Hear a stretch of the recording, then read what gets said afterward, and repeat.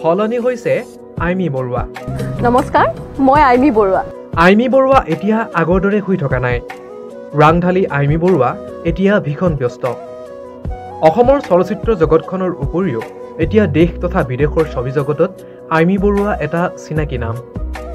বলিউডৰ নামী দামী তাৰকাৰ সৈতে আইমি বৰুৱাৰ এতিয়া উঠা বহা। শেহতীয়াকৈ বহুকেইটা ৰাষ্ট্ৰীয় আৰু আন্তঃৰাষ্ট্ৰীয় চলচ্চিত্ৰ মহোৎসৱত সফলতা অৰ্জন কৰাৰ পাছত এই লোভনীয় জনপ্ৰিয়তা আহিছে আইমি বৰুৱাৰ জীৱনলৈ। দেশৰ চলচ্চিত্ৰ জগতখনৰ বহুকেইটা গুৰু দায়িত্ব এতিয়া আইমি বৰুৱাৰ কান্ধত।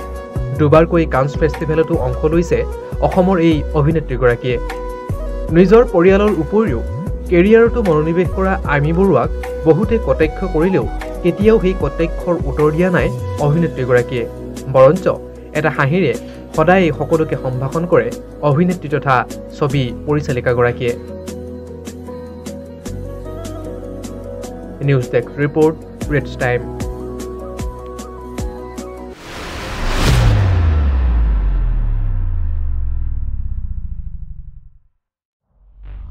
সলনি হৈছে আইমি বৰুৱা। নমস্কাৰ, মই আইমি বৰুৱা। আইমি বৰুৱা এতিয়া আগৰ দৰে শুই থকা নাই। ৰাংঢালী আইমি বৰুৱা এতিয়া ভীষণ ব্যস্ত। অসমৰ চলচ্চিত্ৰ জগতখনৰ উপৰিও এতিয়া দেশ তথা বিদেশৰ ছবি জগতত আইমি বৰুৱা এটা চিনাকি নাম।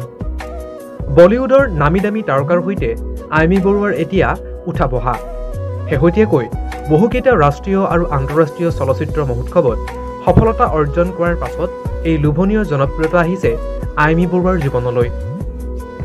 দেশৰ চলচ্চিত্ৰ জগতখনৰ বহুকেইটা গুৰু দায়িত্ব এতিয়া আইমি বৰুৱাৰ কান্ধত। দুবাৰকৈ কানছ ফেষ্টিভেলতো অংশ লৈছে অসমৰ এই অভিনেত্ৰীগৰাকীয়ে।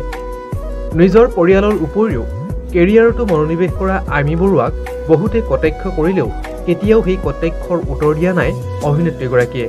বৰঞ্চ এটা হাঁহিৰে সদায় সকলোকে সম্ভাষণ কৰে অভিনেত্ৰী তথা ছবি পৰিচালিকাগৰাকীয়ে। নিউজ ডেস্ক ৰিপৰ্ট, ৰেডছ টাইম।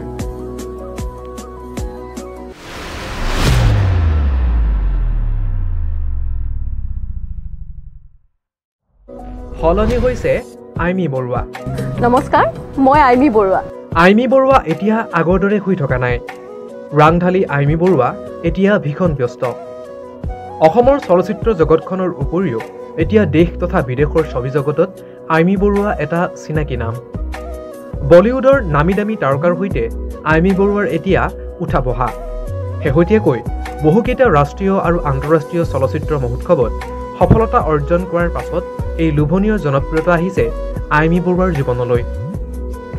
দেশৰ চলচ্চিত্ৰ জগতখনৰ বহুকেইটা গুৰু দায়িত্ব এতিয়া আইমি বৰুৱাৰ কান্ধত। দুবাৰকৈ কানছ ফেষ্টিভেলতো অংশ লৈছে অসমৰ এই অভিনেত্ৰীগৰাকীয়ে। নিজৰ পৰিয়ালৰ উপৰিও কেৰিয়াৰতো মনোনিৱেশ কৰা আইমি বৰুৱাক বহুতে কটাক্ষ কৰিলেও কেতিয়াও সেই কটাক্ষৰ উত্তৰ দিয়া নাই অভিনেত্ৰীগৰাকীয়ে। বৰঞ্চ এটা হাঁহিৰে সদায় সকলোকে সম্ভাষণ কৰে অভিনেত্ৰী তথা ছবি পৰিচালিকাগৰাকীয়ে। নিউজ ডেস্ক ৰিপৰ্ট, ৰেডছ টাইম।